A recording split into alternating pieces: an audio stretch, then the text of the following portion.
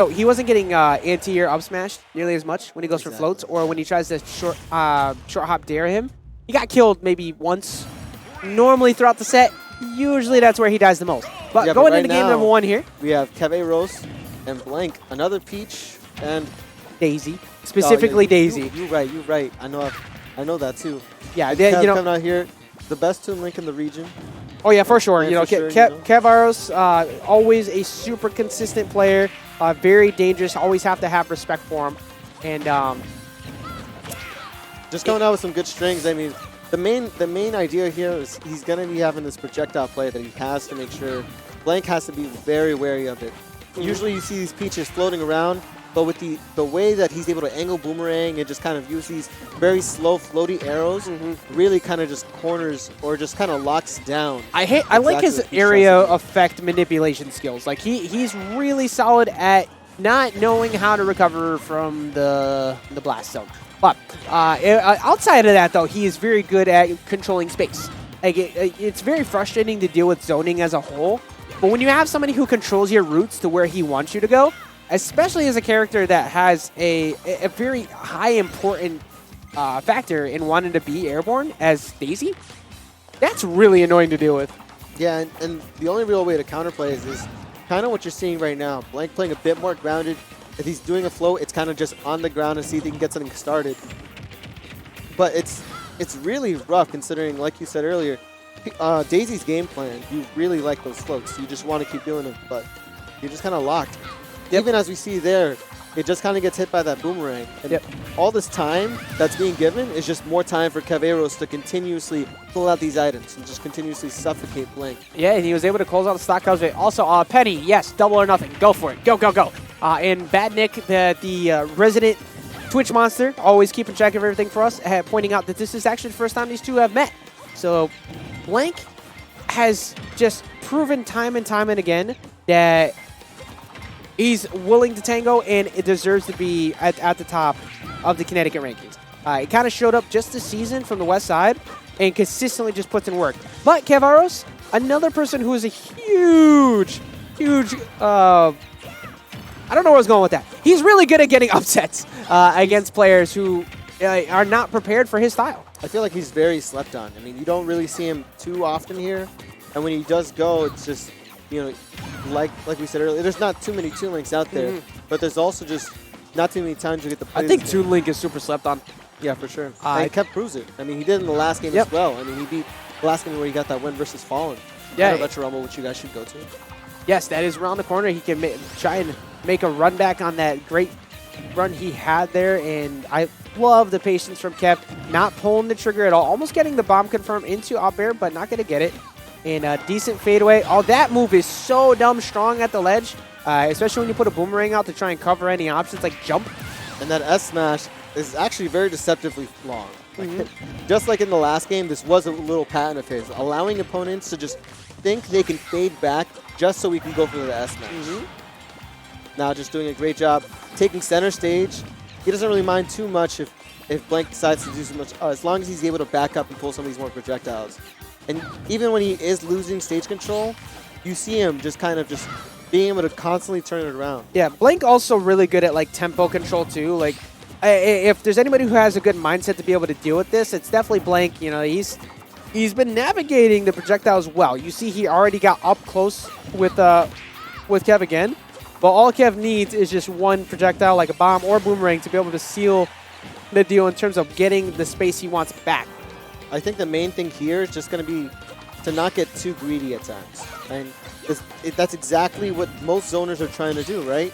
And they're trying to look for that one time where the opponent gets a bit impatient and they're able to get some of their hits off of that. Meanwhile, though, I like the fact that Kev is actually really like pushing the initiative right now. Like with this stock up, it's like, all right, cool. I'm on borrow time, so I'm going to start pushing in. And he was trying to maybe read a trade right there with that forward smash. But he still did not die off that dash attack either. Like he's just kind of rolling with it, but finally getting hit. Committing a bit too much on that bomb there. I mean, the closer they get, the less you kind of just want to throw that out. Yeah, and now, again, still a trade window, but you might see Kev play a little bit more reserved here because he's willing to play the long game and force you all the way up to high 170s or so, because eventually up throw is going to kill. Exactly. And it's a very long road. Up throw, not going to do it yet, but it does give Kev enough time to build up his wall as usual. Yeah, all he needs like maybe a solid 17-ish% more. See there, or just getting him with a fair at the ledge too. Like Blank has to respect this entire route. Great space control! Oh, but just misses with the up B. Yeah, didn't commit as much to it at the end there because it would have been a stay, but he didn't need to. And as you see right there, like he had enough percent. Was that his nair? His nair kill. That's not yeah, landing back down on the, with the nair. And after that spot too, you know, it's like, okay, now I'm getting back the ledge. I want to get back fast, and Blank might be very proactive to get back on. So I'm going to land with aggressive hitbox. I'm at 23%. Blank might want to rush his way out of there. That's what happens with a lot of players. You get stuck in the corner like that after that type of thing. The only thing on your mind is, I need to live. I need to run, and I need to run fast. Kev already covered it. The one thing that is somewhat of a double-edged sword versus zoners is that while you're giving players so much space so that you can just continuously zone them, the more you do that, the more they get used to it. And the higher you get, like at the top level, people are just going to start being like, okay, well, I need to turn it down. And as you start towards the end of that game one, Blank was adjusting. And the best of them are like, between both sides of it, are the ones who are able to adjust on the fly. Because you see when Kev gets his zoning figured out, he blitzes in on purpose to throw you off.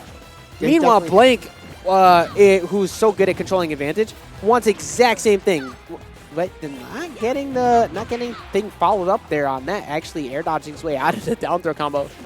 And now, yet again, we're just seeing these projectiles just being constantly tossed at Blank. He needs to find a way to just kind of get some space, like he is right over here, but not be too aggressive about it. As you see, Kev just waiting for that small overextension if he can with just using these fairs and S-smashes. And just like that, it just takes one mistake. Yep, just maybe looking for a parry or maybe looking to try and close the gap after being so close. Like, okay, he's finally next to me. And then a boomerang comes in and hits you in the face. It's like, what am I supposed to do about that? Another great up B out of shield option there too. You try to cross me up, I still have an answer for it. Exactly, one of the few great things that each has to offer. This is a different Blank, Chit Chat. The one you're thinking of is all the way down in Florida. And Blank still cornered, just trying to make his way towards center stage. Just kind of getting pulled up. Another up B out of shield. And just like last game, he kind of just has this lead, and he's really sticking to it. He's not overextending. Yeah. He's just like, you know what? I'm just going to throw myself out. What do you do? You can get a bomb, but that, you know, that bomb not going to be enough because the boomerang's going to come in and ruin the fun. And you see, like, he's just throwing out these projectiles mainly just to look for cause of impatience. He doesn't really care if they hit or not. I mean, he does. He gets it confirmed. But you can tell by the way that he's constantly just bombarding them that he's not necessarily looking just to do it. Yeah, at this point as well, too, like I pointed out that Blank is really good in terms of keeping his mindset correct. But when you're at this point, loses top 8, behind an entire game, and you're getting hit by all this stuff, this is where things start to, like, you know, just weather thin. Like, now what in the world do I do to make this stop? And that plays perfectly into Kev's wheelhouse. Grabbing the wrong way, too. Like, oh, no, back throw is going to take it out. That back throw is still having the potential to kill, or the ability to kill, not potential, and taking it out. Restock compared to the last one, too. This is looking very rough. Yeah, it's really looking like Blank just can't get in. You see him shielding here, kind of just being a bit more cautious because he's getting just played out. But now look at Kev. Yeah, Kev actually going for some trading mode type stuff there. He went for the double nairs, trying to get the spot dodge with that boomerang, which would have led to so much more damage if you got him to miss the tech on the platform too. I've seen it. It's dumb strong. Would have led to like 70%. But at this point, you can kind of just do with what you will. Blank has to play perfectly. That is one good way to do it. Finally getting him space. He still has his jump. He needs to seal out this stock. Oh, that turnip. Oh, actually, I think that turnip might have pushed him out. Yes, because the bomb just exploded and the turnip hit at the exact same time. So for a second there, I thought he might have helped him, but actually Blank with a good mental awareness to know when to close that out. Yeah, we're getting a bit too close, getting hit with the boomerang. And like you said, he's going to need to play perfect if he wants to make this comeback. I mean, this is a David versus Goliath situation we have in our hands. And just like that, Goliath won. Yeah. Goliath for sure won because he's gonna get the jump at the ledge. He caught Blink a lot of times with the jumps at the ledge, particularly in game number 1.